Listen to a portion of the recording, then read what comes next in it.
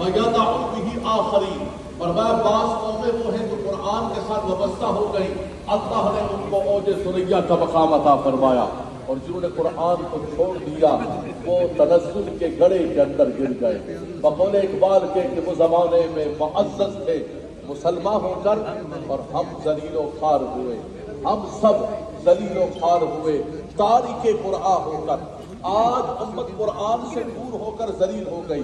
اگر امت یہ چاہتی ہے کہ اسے دوبارہ بلندیاں ملے تو واعتصموا بحبل اللہ جميعا ولا تفرقوا، اللہ کی رسی کو مضبوطی سے پکڑ لو۔ رب تبارک و تعالیٰ سے یہی دعا ہے، اللہ تبارک و تعالیٰ قرآن کے نور سے ہمارے دلوں کو، ہماری قبروں کو، ہمارے دونوں جہانوں کو، ہمارے گھروں کو منور فرمائے کہ اللہم نور قلوبنا بالقرآن، اللہم زین اخلاقنا بالقرآن، اللہم ارحمنا